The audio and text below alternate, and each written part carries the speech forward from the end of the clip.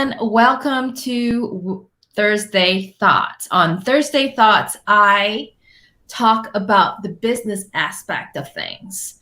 And I just want to make sure that you know that I'm on the BAKERpedia company page, streaming live. So if you have any questions for me, please just type it on there. I should be able to see your questions. Yes. Okay.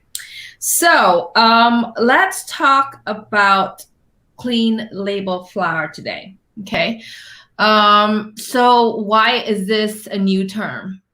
You're like, flour is flour. You know, why do you need to put the word clean label flour on regular flour? Well, the reason why I say this is because I feel like there is a gap in the industry right now. And I feel that people are just not having that important conversation with the millers. And Solange's Mills, about the only company out there right now that I know of, is really leading this charge in communications and really seeking out really solid flour variety and combinations to help bakers deal with this clean label issue.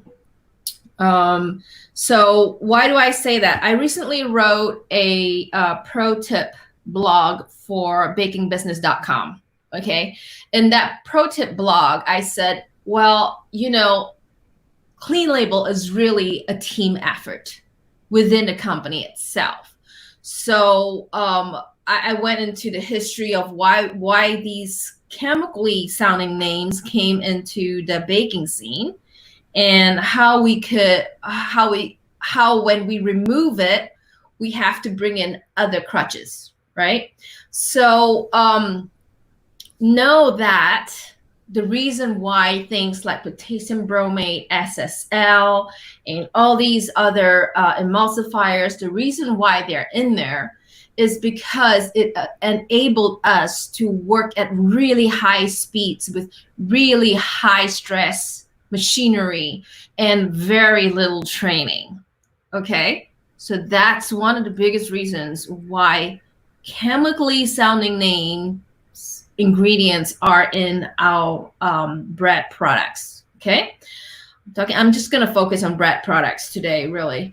And if you want to remove these things and you're not a scientist like me, and I know there aren't too many scientists around in bakeries around the industry, if you are going to remove that ingredient, you have to know that it's not a plug and play situation.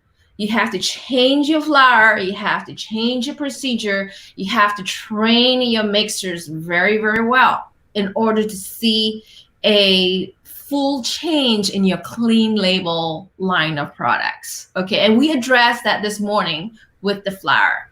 And if you missed that particular seminar, we have the clean label, the clean flour, the benefits of clean flour seminar. It's going to be available next week this time on our YouTube channel. Okay, and if you signed up for it and you didn't attend, we will be sending you emails on when to attend when it comes out.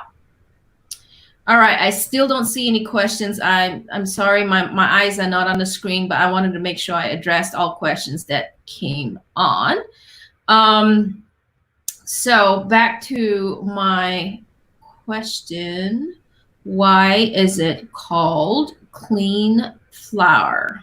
Okay, Solange's Mills has a sustainable value added program where they work with the farmers in between transition from traditional to organic, and they communicate that very clearly with the farmers and the bakers, and they work very closely with both of them.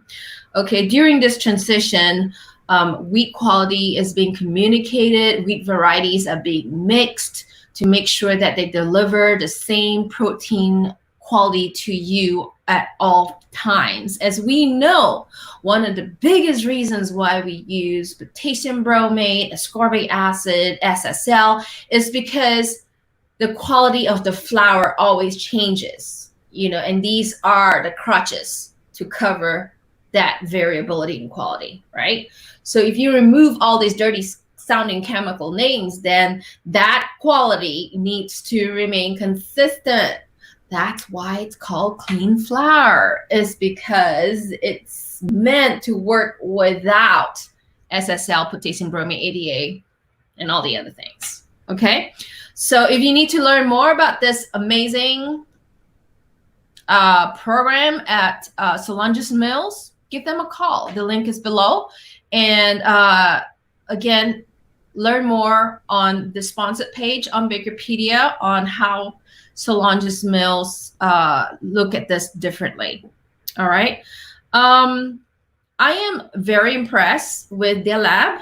And during the video, you can see that that's a really nice laboratory for instrumental analysis of flour products. Okay, so they can really drill down to the quality that you need from that sophisticated lab. So do reach out to them. We covered the value chain in the seminar yesterday, and how Solange's Mills can really work with you on creating a value chain that meets the criteria of your clean label program. Okay, and we also talked a little bit about how customers perceive clean and how customers can help in this as well. So it's a good conversation to have with your customer. Okay, I shared my experience with my work at a large bun bakery. Okay, this bun bakery, spits out at least 1,000 pounds every few minutes on one line.